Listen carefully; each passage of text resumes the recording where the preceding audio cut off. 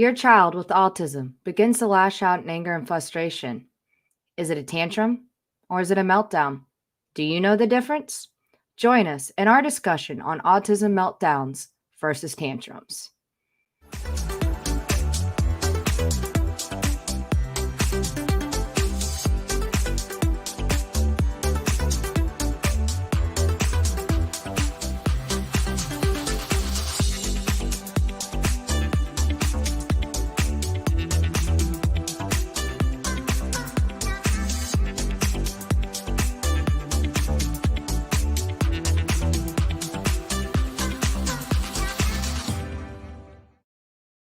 Hello and welcome to this edition of My Spectrum Life podcast. My name is Jessica and I am the mother of an autistic boy who is extremely awesome. And I'm very proud of him. And I say this today because it is very close to, it was either today or yesterday, I don't know, depends on which website you look at, National Sons Day here in the US. Welcome and happy National Sunday to Curtis. I am Kelsey, a special education teacher with a master's in applied behavior analysis.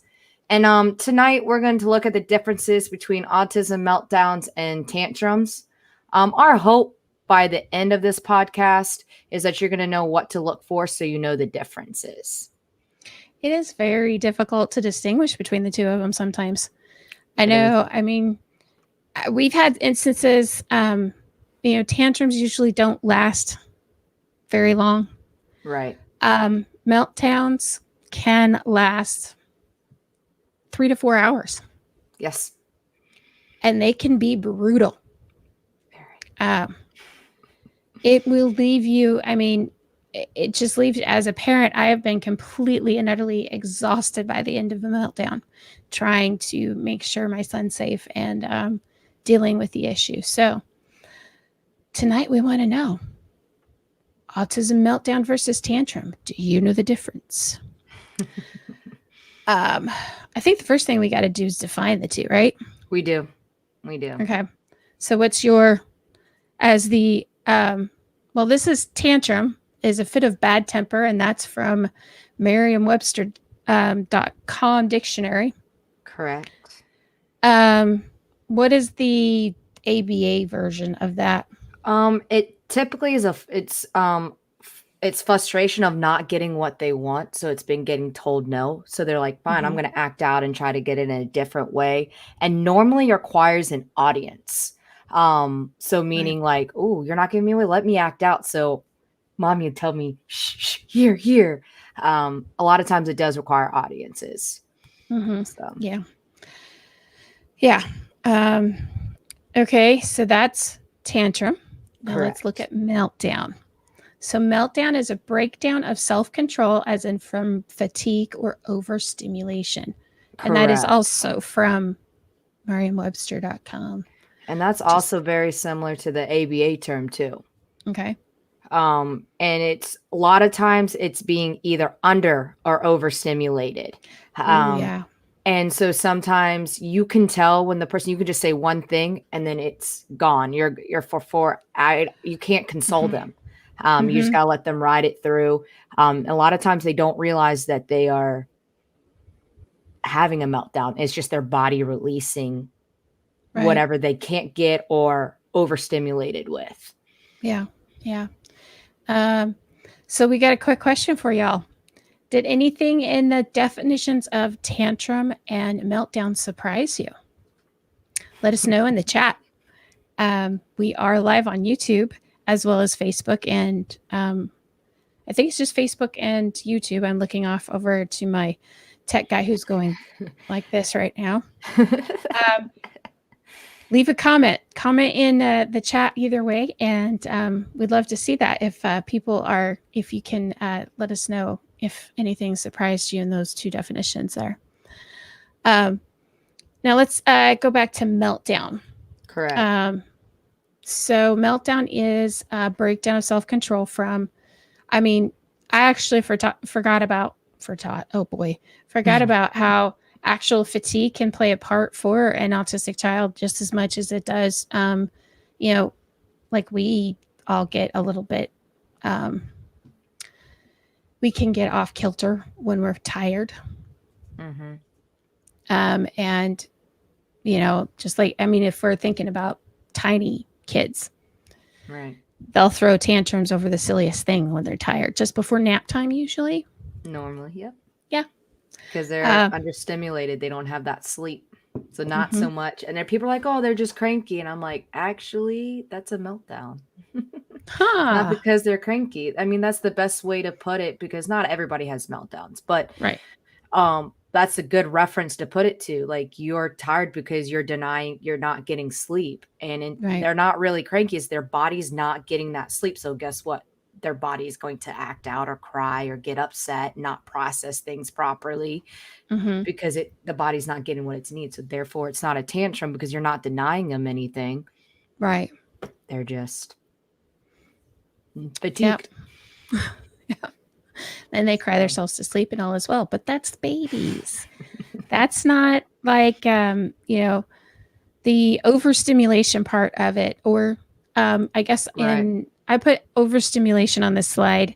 You could also put understimulation.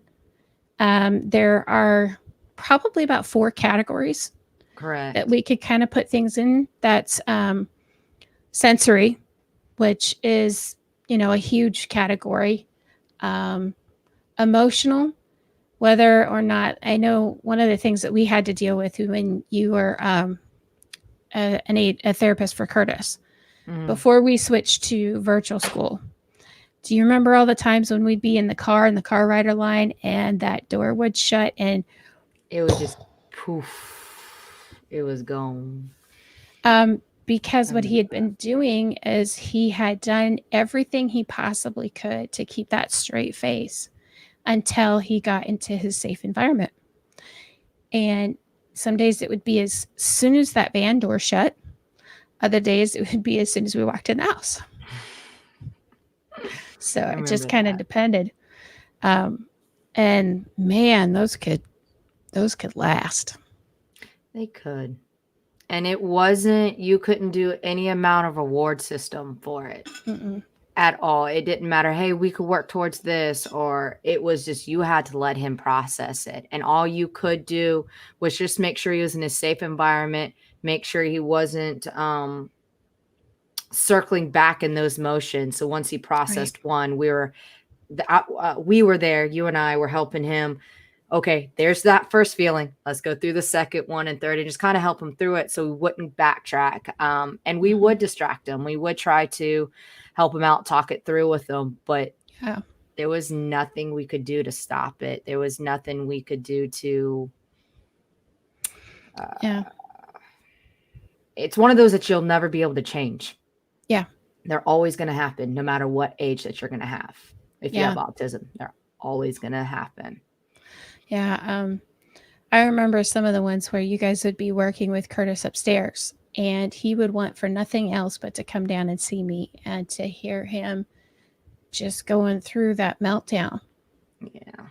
Man, it was tough. It That is was a tough on a tough. mom. That is tough. And you know, I may not have been up there and you guys were going through the motions right then, but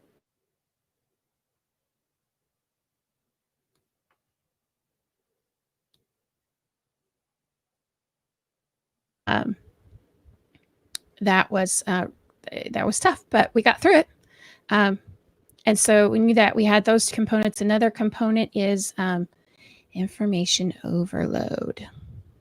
Yes. That's a huge one.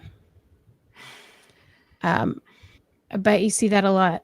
And that's probably one of the primary components in the schools then, wouldn't it?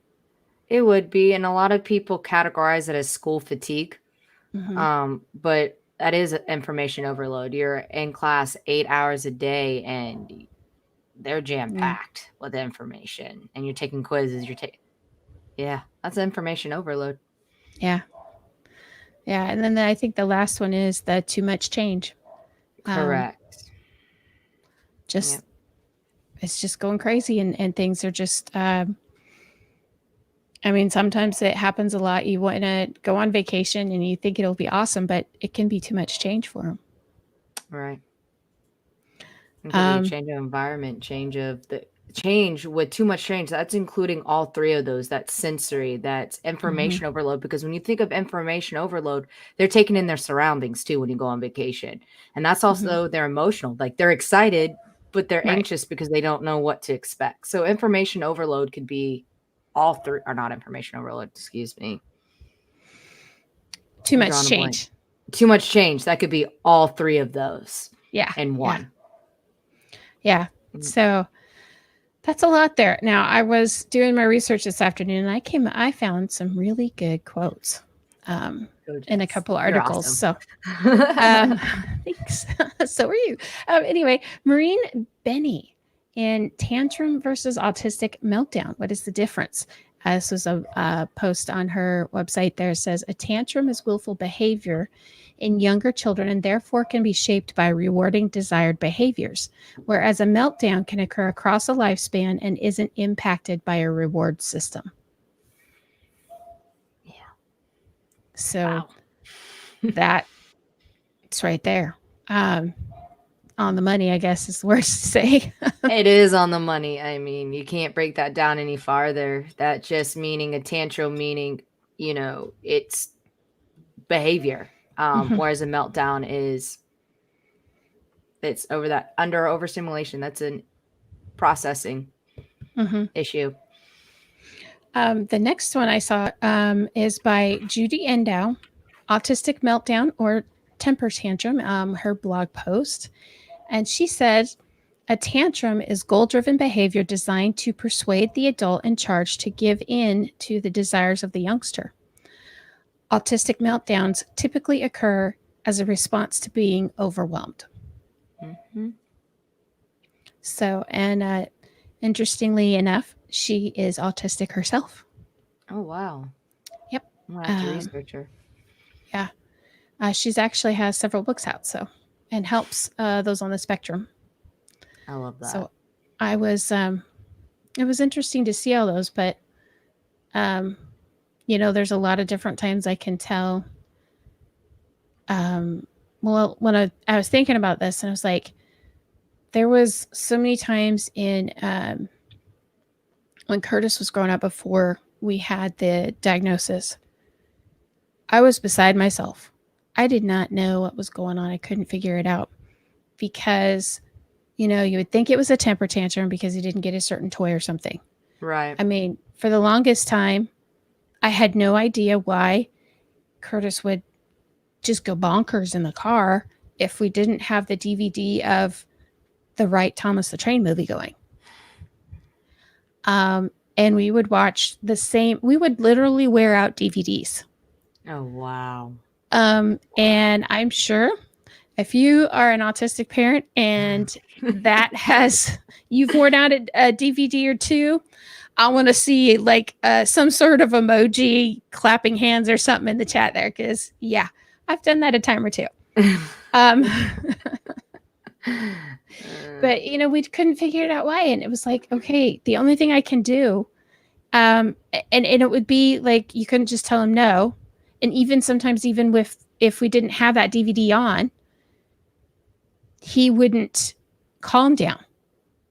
He was not the child that if you put him in the car and drove around, he'd fall asleep. He just didn't fall asleep.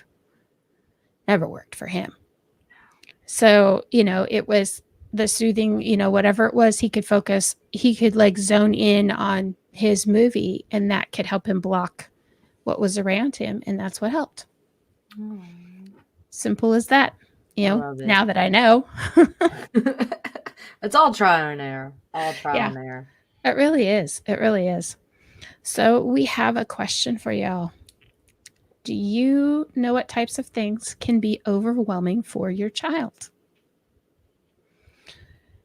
And one of the ways that can help you, I guess, determine and begin to start understanding and knowing whether it's a tantrum or a meltdown is make a list of those things that can be overwhelming.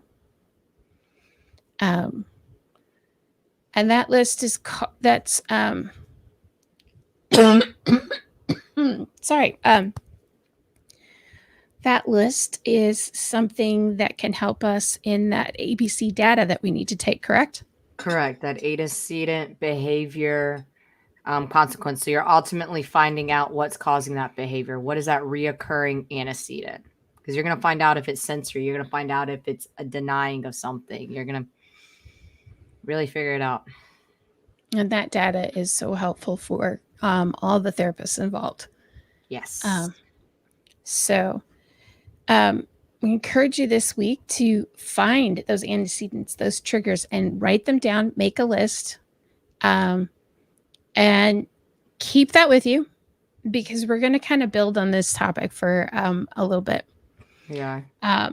So I hope that this has been helpful for you tonight. And if it has in any way, please give us a like, a thumbs up, subscribe to our YouTube channel. Let us know, or, follow our Facebook page, that kind of stuff. Tell them where we're at on social media, Kelsey. You can find us on Facebook and Instagram at My Spectrum Life. You can also find us at Twitter at My Spectrum Life with that number 1. And of course on YouTube, if you type in My Spectrum Life, and you can hit that subscribe button, as you said. Yes. And if you hit the bell, then you'll know when we're on, because we will have videos on Wednesday and Friday, giving you a little bit more about this topic, and hopefully some more tips and tricks. Yes. So this is one of my favorite memes. I love it. Because you know what? That's what it's like after a meltdown. So tag us on social media at My Spectrum Life. We'd love to hear from you. And as always, be watching for those signs of cyberbullying. We want to continue to encourage people to stand up and say cyberbullying, #not on my watch. Not on my watch. Nope. As always, if you have any questions or have any topics that you would like us to discuss, please drop us a line at info@myspectrumlife.com. And as we all know, with a lot of faith, love, and lots of fidget toys, we'll make it. Good night, everyone.